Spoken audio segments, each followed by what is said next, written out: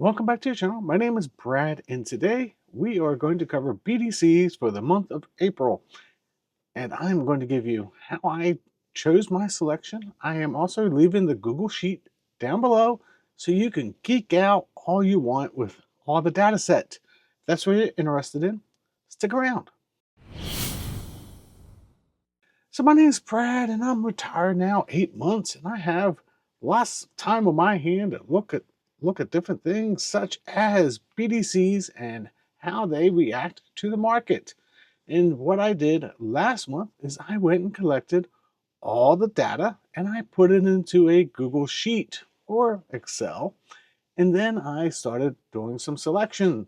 So I did the exact same thing. I took the original data back from 320. Well, now I have data from 410 and I put it into a Google Sheet.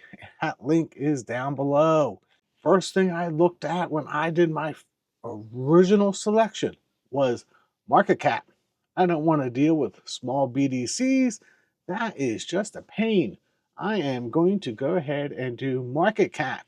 And I did $500 million or greater just to eliminate the little players in the market. Not that little players aren't a good investment, just that I'm looking at the more mature market and bigger players for BDCs. The next very important criteria for my selection is coverage has to be 105% or greater. So that starts to eliminate more. So my spreadsheet gets smaller and smaller when I look at coverage of 105% or greater. Next, I filter out returns. And if it's got a negative return of more than double digits in the last year, it got eliminated from the list. Now my list even gets smaller and smaller. So you can see exactly how many are on my list due to these criteria. Now, I do have one more criteria. I actually look at how much debt to equity, and I eliminate some of those that are higher in debt to equity. But that is not what I'm going to do today. I normally try to look at 125, 126. But what you're going to find out is debt to equity only changes every quarter because the NAV on these are only calculated on a quarterly basis.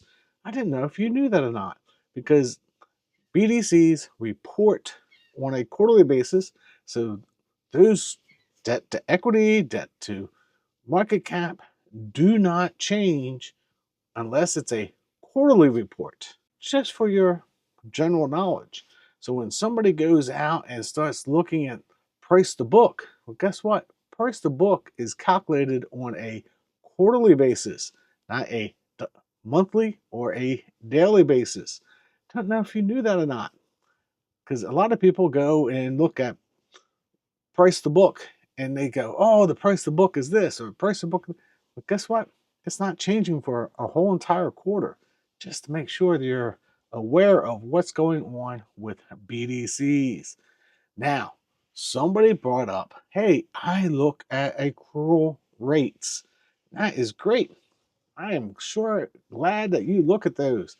I also have those for you for the last year. And I pick my 6, which did not change. But you can see the average was 4, 4.6, 4.1, and back down to 4. So it tells me it trended up and now it trended down. I look at my BDCs and I want to see similar trends. Maybe a trend up, maybe a trend down. But what we should be doing is seeing a trend down, which is pretty much what we see, except maybe you can point to BXSL, but let's face it, they have a very low accrual rate. So hey, these are non-accruals, and you can see how that plays out over time with different funds. But again, these get reported on a quarterly basis, not a monthly or a daily basis. So we won't have another update for another week or two because they're going to report first quarter of 2025. And when they do, I'll make another video for you because you like to see my smiling face. That is my humor of the day. I didn't know why. I always like to have a little bit of humor because this should be entertaining as well as educational. Because if it's not entertaining, why even watch? But looking at mine did not change. It is still Aries Capital, Blue Owl, right? Blackstone Secured Lending Fund, Main Street, Hercules, and Trinity Capital. You can look at the total returns and you can see that the average 1 year total return for these funds is 8.5 using current data, and the yield is over 10%, and total yield is over 11%. Just for something you to consider in your portfolio.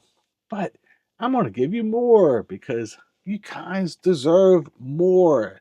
And what does all this mean to everybody? So I use high yield adjusted spreads. I do. Somebody goes, oh, no, you can't use that. But in all reality, high yield adjusted spreads look very similar to the BB adjusted spreads. I wonder how that works. It works just fine. But Brad, I can see you. Oh no.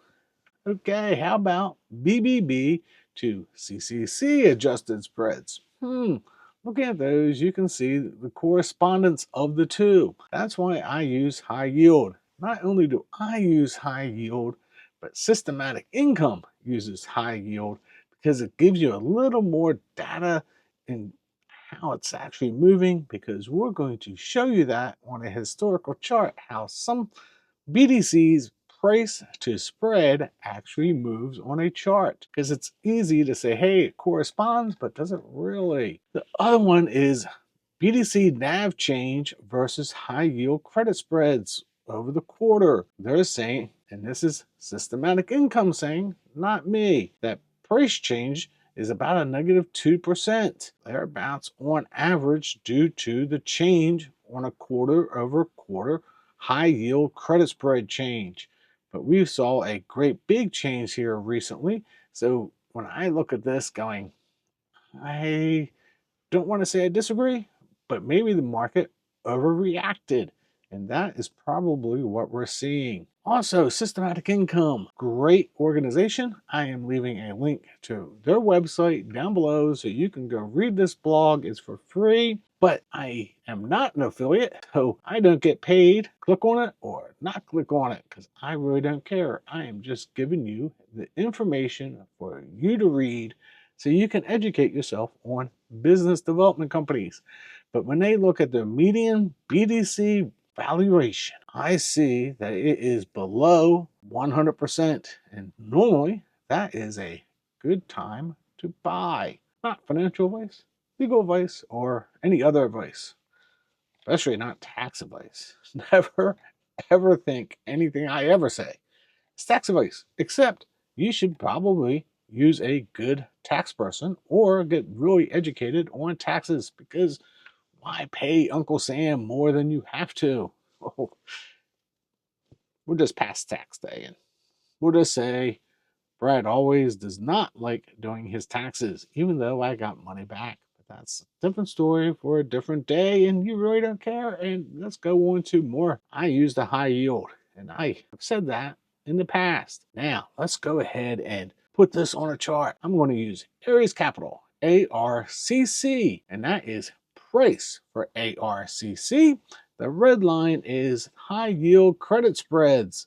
The yellow line is approximate delta. And that's approximate delta because I used the price at open. We're just going to go approximate delta. You can see very clearly, yellow line trends up, price trends up. When you see the red line go up and down, you can see that the price goes up and down. But we're looking for that trend, and that is why I took the delta between the two. Because when you see the delta change positively, you see the price change positively. When you see the delta change negatively, you see the price change negatively.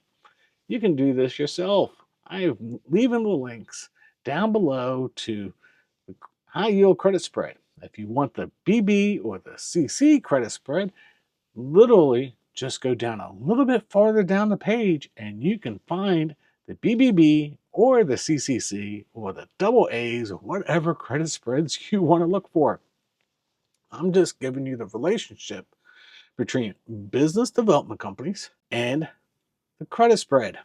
Because if you're looking for buying at the right time, because I don't know why people insist I want to buy at the lowest price and I am going to bet on the market. We all want to do that. But right now, the delta is below a 5. And every time so far that the delta has been below a 5, we go on later and see a higher price. But that is not a guarantee. But it is a good bet that we're below 5 now, that we may see a higher price. Who knows?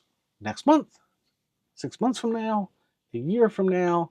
It all has to do with the credit cycle. And the credit cycle will see those spreads tighten over time, sooner or later. So until next time, God bless.